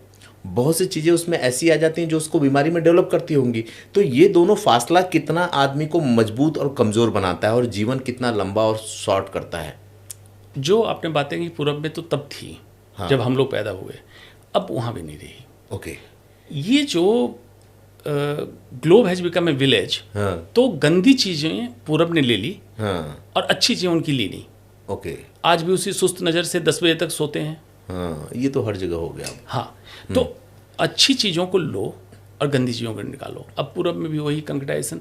कभी कभी तो यहाँ से मैं जब घर से लोग आते हैं तो सब्जियाँ पैक करके देता हूँ, तो एयरपोर्ट पे CISF के जो ऑफिसर होते हैं देखते कहते हैं अब सब्जी दिल्ली से ले जा रहे हैं, उल्टी गंगा बहा रहे हैं। वहाँ भी बुरा हाल हो गया। प्रकृति को बचाने का कॉन्सेप्ट ही नहीं रहा किसी के दिमाग में। अब मैं इसी की बात कर रहा हूँ, लेकिन हाँ बाय डिफॉल्ट इधर जो अब बच्चे पैदा हो रहे हैं उन्होंने कुछ देखा ही नहीं। प्रकृति को देखना चाहिए। देखिए हम जापान से तो आगे नहीं है टेक्नोलॉजी में, नहीं, डेनमार्क से आगे नहीं है हैप्पीनेस में। हाँ। अभी मैं डेनमार्क में था, सुबह लोग स्विमिंग कर रहे हैं, हॉर्मेसिस जिसकी मैंने जिक्र की, पेड़ पौधों को बचा रहे हैं। वो पेड़ काट के बिल्डिंग नहीं बनाते हैं, पेड़ बचा के बिल्डिंग बनाते हैं, पेड़ बचा के रोड बनाते हैं। पास में भूटान लीजिए, नेगेटिव कार्बन फुटप्रिंटिंग में है। हमारी कोशिश यही होनी चाहिए कि हमारे बच्चे सड़क से सदन तक सारी भाषा जाने, मतलब जमीनी हकीकत भी जाने और 5 स्टार भी जाने, हिंदी भी जाने, इंग्लिश भी जाने। हिंदी छोड़ के इंग्लिश जाने ये ठीक नहीं होगा। जब इतनी सारी बातें आ ही रही हैं आयुर्वेद की और मतलब अपने फार्मिंग की और बाकी सारी चीज़ों की, तो एक सवाल आयुर्वेद से लिखा हुआ मुझसे पूछा गया था, वो मैं आपसे पूछ लेता हूँ कि क्या पंचकर्म रस रसायन या बस्ती चिकित्सा कैंसर के रोगियों के लिए कारगर है? इसका बेहतर जवाब आयुर्वेद की डिग्रीधारी वैद्य से लिया जाना चाहिए। हाँ। मैं इसका क्वालिफाइड आयुर्वेद का आचार्य नहीं हूँ, लेकिन आयुर्वेद के काफ़ी डॉक्टर मेरे संपर्क में हैं। उनसे पढ़ के सोच समझ के जो मैं समझ पा रहा हूँ, क्योंकि कुछ लोग इसको प्रोपेगेट कर रहे हैं सिर्फ पंचकर्म या वस्ती चिकित्सा से कैंसर ठीक कर देंगे, ये गलत है। ओके। लेकिन कैंसर के इलाज के साथ अगर पंचकर्म, वस्ती चिकित्सा, इन सब का विरेचन, बहुत सारी चीज़ें आती है उसमें, अगर साथ साथ इस्तेमाल किया जाए तो रिकवरी मच बेटर है, साइड इफ़ेक्ट्स कम हैं, ओके, रिलैप्स का चांस कम होता है। ओके, इसमें कहीं कोई दो मत नहीं है। क्योंकि वो जिस चीज़ पे काम करते हैं, बेसिकली जो मैंने कहा मॉलिक्यूलर हेल्थ, सेल के अंदर का करेक्शन कर रहे हैं, दोषों का निवारण कर रहे हैं। यही मैं कह रहा हूँ, यहीं जुड़ने की जरूरत है। कितना बारीक बताया आपने। हाँ, बस इतना ही जुड़ने की जरूरत है। अदरवाइज क्या होता है, पेंडुलम की तरह मॉडर्न मेडिसिन खराब, सिर्फ आयुर्वेद, आयुर्वेद बदनाम क्योंकि बीमारी ठीक नहीं हुई। आयुर्वेद बिल्कुल खराब, सिर्फ मॉडर्न मेडिसिन, फिर गड़बड़। आपको सेंटर में आना पड़ेगा। और माइंड को, जो इंसान बाइस्ड माइंड से सोचता रहता है पूरे टाइम कि इस साइड या उस साइड, उसे घटना पड़ेगा। तो उससे कुछ होगा नहीं, उससे कुछ नहीं फायदा, नुकसान होगा, नुकसान है। अच्छा, हम धर्म ग्रंथों की बात कर रहे थे, उपनिषदों की बात कर रहे थे, चरक संहिता की बात हो रही थी, क्या इसमें कोई ऐसी पद्धति लिखी गई है जो कैंसर के रोग में चमत्कारी सिद्ध हो? देखिए, चमत्कार जो शब्द है ना वो मूर्ख बनाने के लिए होता है। जैसे अब तो कॉमन है, अदरवाइज किसी का पेट खोलें, ट्यूमर निकाल लें, बंद कर लें, तो आपके लिए चमत्कार है, क्योंकि आप नहीं जानते हैं। तो चमत्कार बेसिकली मूढ़ और बेवकूफ़ बनाने का एक साधन है। चमत्कार कुछ नहीं होता है। उसको पता होता है जो कर रहा है, जो जिस पे हो रहा है। जैसे आप देखिए, 90% बीमारियां जो सो कॉल्ड बीमारियां हैं, वो भी बीमारी नहीं है, साइकोलॉजिकल इश्यूज हैं। जैसे आप मान लीजिए कि आपके पेट में दर्द हो रहा है, आप 1 साल इलाज करेंगे, दर्द ठीक नहीं हुआ, अब किसी ने चमत्कार कर दिया, दर्द ठीक हो गया। बीमारी थी ही नहीं, बीमार आपका मन था, उसने सिर्फ आपके मन को टच किया, पानी पे फूंक मार के दे दिया, आपकी बीमारी ठीक हो गई। इसको चमत्कार कह सकते हैं। लेकिन चमत्कार तो, एक तो बेचारा वो बेवकूफ़ मूर्ख है, लेकिन जो कर रहा है उससे बड़ा मूर्ख है, कि वो अपने आप से भी झूठ बोल रहा है कि मैं जानता हूँ मैं कुछ नहीं कर रहा हूँ, मैं बेवकूफ़ बना रहा हूँ सामने वाले को। तो चमत्कारिक शब्द आयुर्वेद में नहीं है क्या कि वो चीज़ें जो दूसरों को नहीं पता है, वो अगर आयुर्वेद में है तो उसको लोग चमत्कार मान ले रहे हैं, जबकि ऐसा नहीं, उसमें लिखा हुआ है, साइंस की तरह लिखा गया था। आयुर्वेद की विडंबना ये रही कि चरक संहिता, सुश्रुत संहिता, अष्टांग हृदयम, ये जो ग्रंथें पुरानी थी, उसके बाद रिसर्च करके फर्दर बढ़ाने वाले, अब इन दिनों कुछ रिसर्च अच्छा स्टार्ट हुआ है, बढ़ाने वाले लोग नहीं आए, बीच में बहुत बड़ा गैप हो गया, इसको विस्तार नहीं मिला। इसका विस्तार होना चाहिए था पूरे विश्व में, वो नहीं मिला, क्योंकि अब जो विस्तार करने वाले लोग हैं, पैसे का ज़माना है, मेटलिस्टिक वर्ल्ड है, सोचते हैं पैसे से सब कुछ कर देंगे। पैसा से मानवता विज्ञान का विस्तार नहीं हो सकता है। इसमें क्या मज़ेदार बात आई, इस पर एक सवाल भी आया। लेकिन वैसे जो आपने कहा है ना, ये कि चमत्कार लोग दिखाते हैं, मैंने आपसे पहले एक पॉडकास्ट मेरा पब्लिश हुआ है, उसमें यकीन मानिए कि हिप्नोटिज्म के माध्यम से उसने साइकोलॉजिकली कैसे उन्होंने हैक किया है, मैंने 10 ट्रिक तो अपने पॉडकास्ट में ही लोगों को दिखाए हैं, और सच में चमत्कार नाम की कोई चीज़ नहीं है। उसको देख करके तमाम बाबा और ये लोग कितना लोगों को बेवकूफ़ बना रहे हैं, वो आदमी तुरंत उस सामने ही कर दिया मेरे, जो लाल को काला कर देना, आप क्या सोच रहे हैं बता देना, आपके चीज़ों को हैक कर लेना, ये सब कुछ था। खैर ये बात सही है। आप साइकोलॉजिकल बात की तो एक सवाल मैं इसी पूछ लेता हूँ, क्या व्यक्ति की जो काम, क्रोध, मतलब क्रोध, लोभ, वासना जो होता है, ये भी कैंसर का कारक होता है क्या? और फिर क्या ध्यान से और आयुर्वेद जैसी चीज़ों से इसको ठीक किया जा सकता है?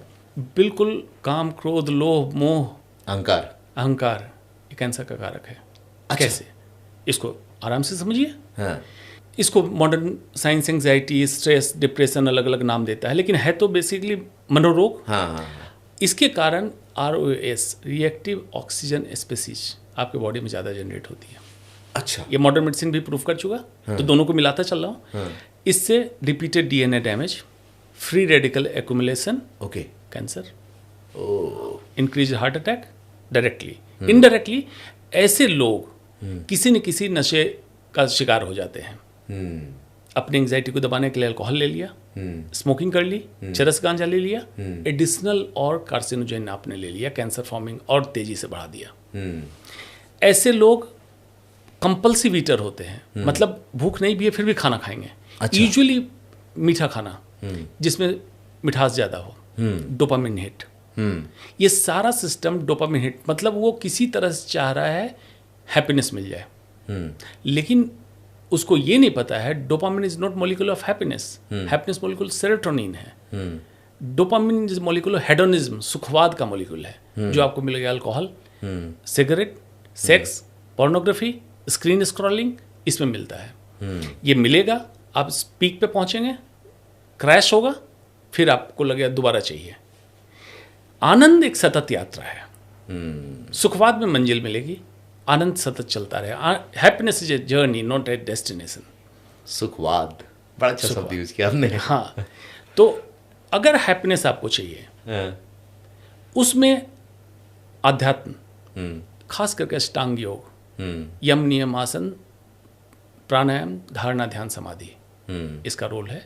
समाधि का मतलब लोग ये ना समझे कि आपकी मरे हुए की मूर्ति बना देना समाधि होती है। Samadhi state of self realisation, self actualisation.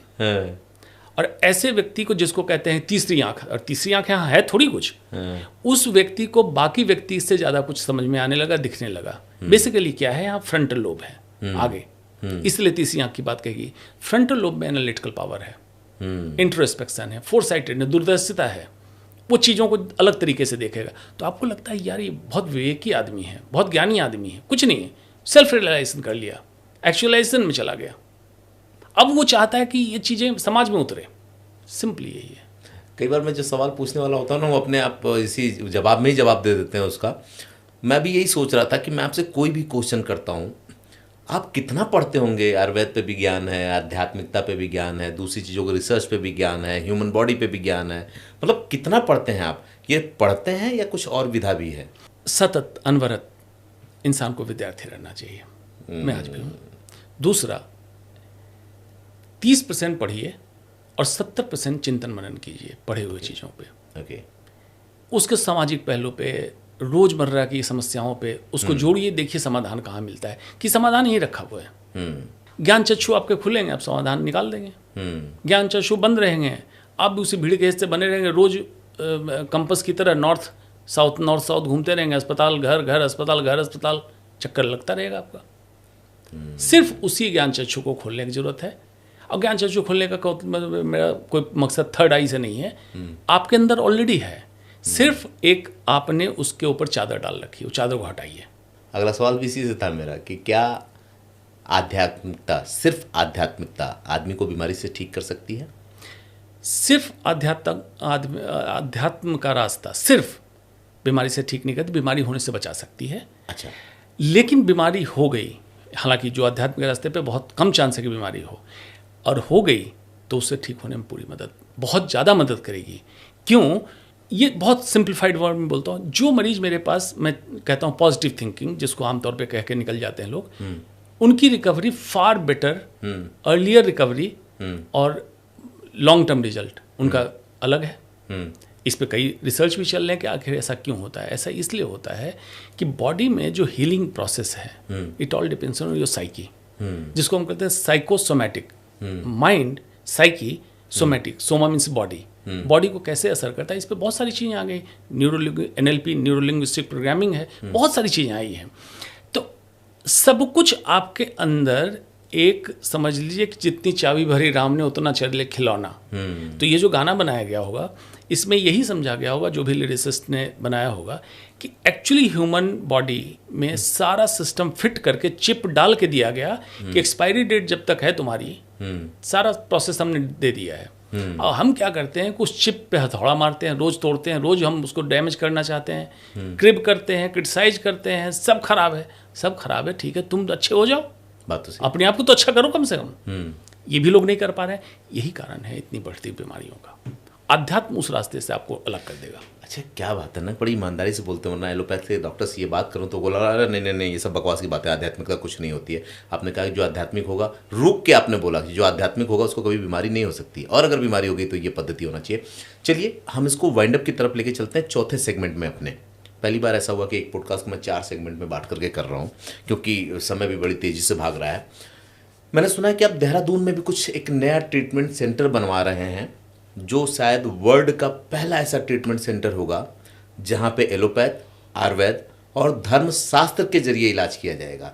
अगर मैं सही हूं तो क्या सवाल मेरा सही है? ऐसा मैंने सुना था। मैंने स्टार्टिंग में आपको बताया था, मैंने कुछ इन्वेस्टर को प्रेजेंटेशन दिया था। जो सिस्टम है, सिस्टम के साथ चलना 18 साल पहले। तब मैंने बायो कुंडली की बात की थी। बायो कुंडली, ओके। मतलब उस व्यक्ति के प्रकृति और उस व्यक्ति की पूरी समझ करके उसकी कुंडली बना दो। हाँ। उसकी कुंडली के हिसाब से, अच्छा क्या ऐसा होता है कि आपको गर्मी पसंद है, मुझे ठंड पसंद है, आपको तीखा पसंद है, मुझे मीठा पसंद है। हाँ। अगर मीठा सबको पसंद होता, सबको पसंद होता, हाँ। अलग है। हाँ। तो फिर एक व्यक्ति पे वही एक ट्रीटमेंट कैसे उतना ही असरदारी होगा जितना दूसरे व्यक्ति पे हुआ? हो ही नहीं सकता। उसको मैं कहता हूँ personalised medicine. Okay. Personalised medicine में सारी चीज़ें आएंगी कि एक बच्चा जब पैदा हुआ, उससे जब इवॉल्व हुआ, बढ़ा, तो उसका नेचर कैसा रहा, किस तरह से है। जैसे धर्म या इस तरह के जो समागम, जिसको हम सत्संग कहते हैं, इसमें ब्रेन में डोपामिन और सेरोटोनिन, कुछ ही चीज़ ऐसी है जिसमें दोनों चीज़ें रिलीज होती हैं। अच्छा। मतलब आप मॉलिक्यूल ऑफ मोर और चाहिए ये भी कहेंगे, एट द सेम टाइम संतोष का भाव आएगा, हाँ अच्छा लगा मुझे, और ये सतत यात्रा जारी रहनी चाहिए। तो जिस व्यक्ति को जो चाहिए, अगर सबको मिला के हम ट्रीटमेंट करें, और इमेजिन कीजिए, अब तो सबके हाथ में मोबाइल है, इमेजिन कीजिए कि ऐसी जगह आप पहुंचे, आपसे आपका मोबाइल चल ही नहीं रहा है, शांति, सुकून, सब आपको फोर्स नहीं किया, हाँ। आपको फोर्स नहीं किया गया। हाँ। तो जो सेंटर की बात मैं सोच रहा हूँ, उसमें मोबाइल जैमर होगा। हाँ। बिना आपको ये किए मोबाइल आपका बंद। हाँ। अब सडनली आपको 6 घंटे बाद रियलाइज हुआ कि अच्छा मोबाइल तो चल नहीं रहा है, लेकिन आपको रियलाइज हुआ कि फिर मैं करता क्या था पूरे दिन, पूरे टाइम मोबाइल पे लगा, ज़ॉम्बी स्क्रॉलर। हाँ। इसका इस्तेमाल करना आपने बंद कर दिया। और ऑन एन एवरेज, न्यूयॉर्क की एक स्टडी है, एक इंसान लगभग 12 किलोमीटर अपने थंब से स्क्रॉल करता है पर मंथ। 12 किलोमीटर थंब से चलता है। 12 किलोमीटर इंसान पैदल नहीं चल रहा है। तो ये सारी चीज़ें आपके धर्मगुरु, चाहे हिंदू के धर्मगुरु हों, मुसलमान के हों, क्रिश्चियन के हों, आपके बाबा, पोंगा, पंडित, सब यही चाहते हैं इसको बंद कर दो। नेता सब यही चाहते हैं इसको बंद कर दो। जो हम कह रहे हैं मान लो। मैं कहता हूँ खोलो इसको। ये प्रकृति प्रदत्त 400 ग्राम जो फ्रंटल लोब दिया गया, इसी के लिए दिया गया, वही तुम्हें मानव बोलता है। कबीर ने कहा था, नर पशु नारी पशु और पशु संसार, मानव वाको मानिए जाको बुद्धि विचार। बिल्कुल सही बात। तो बुद्धि विचार खोलो भाई। इतना ही करना है। अपनी ज़रूरतों को समझो। इंसान की ज़रूरतें कितनी हैं? मन की शांति, सुपाच्य भोजन और चैन की नींद। बाकी की मेहनत और मुशक्कत दिखावे के सामर्थ्य इकट्ठा करने में जाया करते हैं। ज़रूरतें बहुत कम है, ज़िंदगी बहुत सीमित।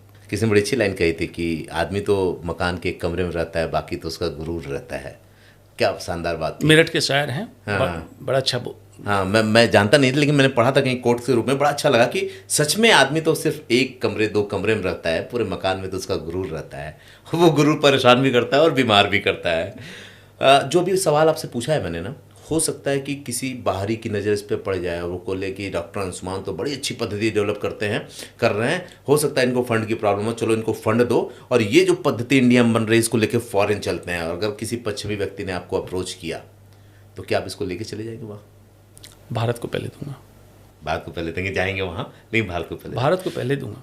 उसको कहूँगा पहले खर्चा यहाँ करो, हमारे भारतीयों को पहले लाभ होने दो, उसके बाद तुम्हारे कंट्री का भी करेंगे, क्योंकि मैं ऋणी हूँ भारत का।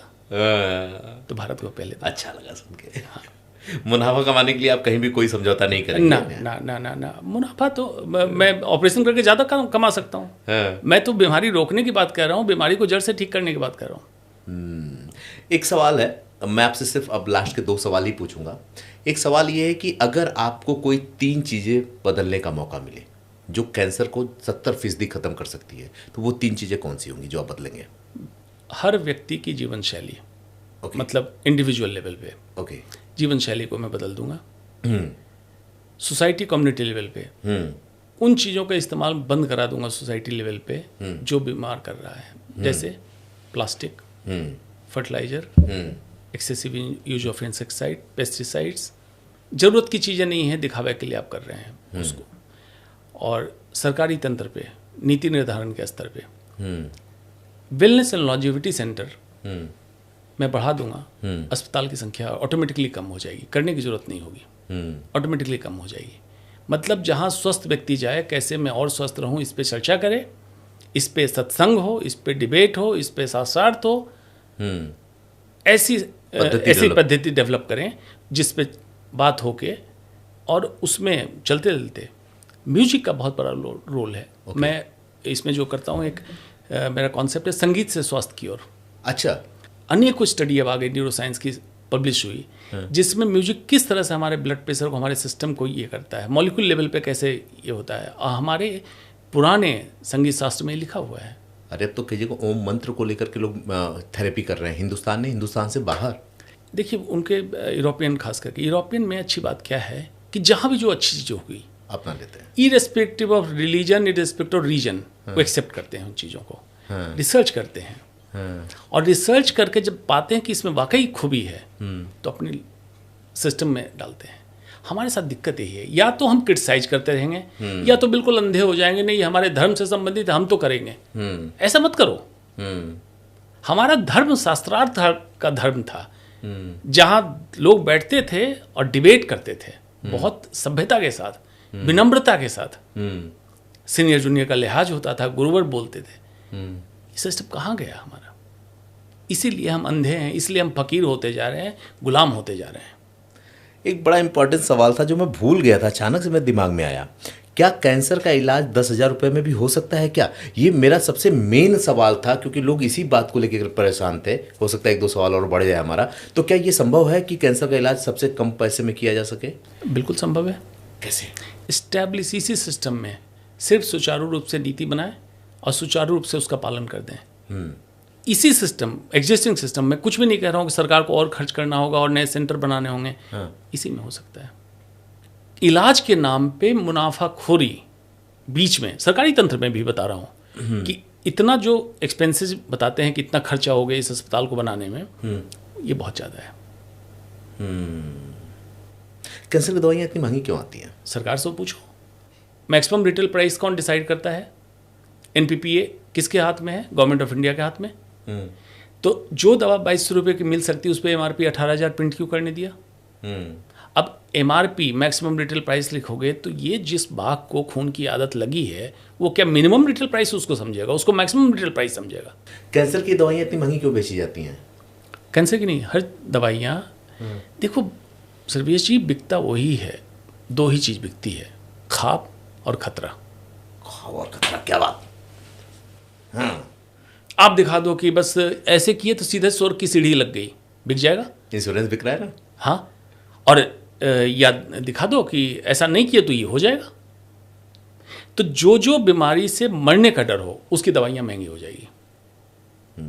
याद होगा कोविड के टाइम रेमडेसिविर, जबकि उसकी दवाई नहीं थी। हाँ, ओबामा के टाइम 2003 में सार्स आया था, तब भी उस कंपनी ने कोशिश की थी कि ओबामा अलाउ कर दे, नहीं किया। ट्रम्प बिजनेसमैन है, इसने अलाउ कर दिया, दवा मार्केट से बाहर हो गई, डुप्लीकेट पानी सब बेच दिया गया। कितनी महंगी बिकी? खतरा बेचा जा रहा था, दवा नहीं बेची जा रही थी। ये सेम बात कैंसर पे है, का हार्ट के मेडिसिन पे, जिससे जान का खतरा होगा वो चीज़ बिक जाएगी। सर एक बात हो कि एक आम आदमी ना वो कैसे अपने इलाज के खर्चे को कम कर सकता है, खासकर कैंसर का मरीज? डाटा कहता है कि आयुष्मान भारत लॉन्च होने से पहले 76% आउट ऑफ पॉकेट एक्सपेंडिचर था। मतलब सिर्फ 24% लोगों को अपना खर्च नहीं करना पड़ता था। आयुष्मान भारत लॉन्च होने के बाद ये डाटा इम्प्रूव हुआ है। अब आउट ऑफ पॉकेट एक्सपेंडिचर कम हो रहा है लोगों का। एक दूसरा, सब लोग इंश्योरेंस जरूर लें, हेल्थ इंश्योरेंस जरूर लें। छोटी कंपनी में, बड़ी कंपनी में सब लोग इंश्योरेंस कराएं। लोग इंश्योरेंस नहीं कराते हैं। अपने हेल्दी लाइफस्टाइल पे ध्यान दें ताकि बीमार ना पड़े। और government, health is a matter of state, private अस्पतालों पे निगरानी करके एक स्ट्रक्चरल फॉर्मेट दे कि आप इससे ज़्यादा बिलिंग नहीं कर सकते हैं किसी चीज़ की। ओके, खर्चे काबू में आ जाएंगे। आखिरी सवाल, क्योंकि कैमरे की बैटरी भी कह रही कि भाई अब तुम इसको वाइंड अप करो। सवाल ये कि जो जहाँ से मैंने शुरू किया था वहीं मैं इसको वाइंड अप कर रहा हूँ। एक व्यक्ति ने जो दिखाया दुनिया को, ये एक व्यक्ति नहीं था, ऐसी मैं 10 केस स्टडी हिंदुस्तान से लेकर जापान तक पढ़ चुका हूँ कि उसने जब प्रकृति को समर्पित कर दिया अपने आप को और कोई इलाज नहीं करवाया तो वो ठीक हो गया। तो क्या किसी को कैंसर हो जाए इंडिया में और वो अपने आप को प्रकृति को समर्पित कर दे तो वो ठीक हो सकता है या रिस्क है? विज्ञान के आधार पर रिस्क है, ऐसा ना करें। अच्छा, रिस्क है। कोई भी चीज़ निगरानी में करें, विज्ञान यही कहता है। इसको ऐसे दूसरे पहलू समझिए। जंगली कुत्ते को सुना है कैंसर होते हैं? नहीं। लेकिन डोमेस्टिक डॉग को कैंसर होता है। हाँ। क्यों? कैंसर बाजार में बिकता है, हर रोज हम कोशिश करते हैं हमें कैंसर हो। क्या बात, इसके लिए मैं ताली इसलिए बजा रहा हूं। प्रकृति के बहुत पास, बड़ी बात कहा आपने। प्रकृति के पास जाओ, जो प्रकृति के पास है उसको कैंसर नहीं होगा। हाँ। और प्रकृति का मतलब समझो क्या है। प्रकृति प्रकृति चाहती है तुम उसी तरह से स्वस्थ रहो जैसे पेड़ पौधे स्वस्थ हैं, जैसे हमारे जलाशय स्वस्थ हैं, जैसे जानवर स्वस्थ हैं। लेकिन बेवजह आदमी बनने के कारण, इंसान बनने के लिए तुम हैवान बन गए। बस इतना ही करना है। आदमी ठीक। और जो एस्टैब्लिश ट्रीटमेंट उसको ले रहे हैं, फिर भी प्रकृति के पास रहे हैं ताकि बीमार नहीं हो। एक नहीं, अनेकों इसका साइंटिफिक डाटा आ चुका है। मुझे लगता है कि ये जो पॉडकास्ट हुआ है और इसमें जिन चीज़ों को हमने रिवील किया है, ये दुनिया का पहला पॉडकास्ट होगा जिसमें इतना स्ट्रेट फॉरवर्ड बात हुई है, साइंटिफिक बात हुई है, आध्यात्मिक बात हुई है, कैंसर के इलाज को लेकर आयुर्वेद पे बात हुई है, अध्यात्म पे बात हुई है और उसके प्रूफ के साथ हुई है, ताकि कोई ये नहीं कह सकता कि ये मनगढ़ंत है। इसमें यह भी बताया गया कि कैंसर का इलाज कैसे बहुत कम पैसे में संभव है और कैसे आदमी अपने आप को खुद से हील कर सकता है। इसके बाद भी तमाम ऐसे सवाल जो हो सकता है छूट गए हों, हम नहीं ले पाए हैं। अगर आपको लगता है कि उन सवालों की ज़रूरत हो तो ये हम तीसरी बार बैठे हैं, हम चौथी बार भी बैठेंगे, क्योंकि मेरे भी पॉडकास्ट का एक उद्देश्य होता है कि जो लोग देख रहे हैं उनके जीवन में परिवर्तन आए। अगर मेरे पॉडकास्ट से 2, 4, 10 लोगों की ज़िंदगी भी बदल जाती है तो मुझे लगता है कि ये बिल्कुल ठीक काम कर रहा हूँ मैं। अगर आपको लगता है कि इस तरह के सवाल हैं तो लिख भेजिए, और आने वाले वक्त में एक और शो करूँगा जो पॉडकास्ट से अलग होगा और उसमें मैं आपको रियल केस स्टडीज़ के साथ ये दिखाऊंगा कि कैसे अपने उपचार को बड़े कम पैसे में कर सकते हैं या कैसे अपने आप को बीमार होने से बचा सकते हैं। क्योंकि आज हिंदुस्तान की एक जो सबसे बड़ी प्रॉब्लम है वो इलाज है।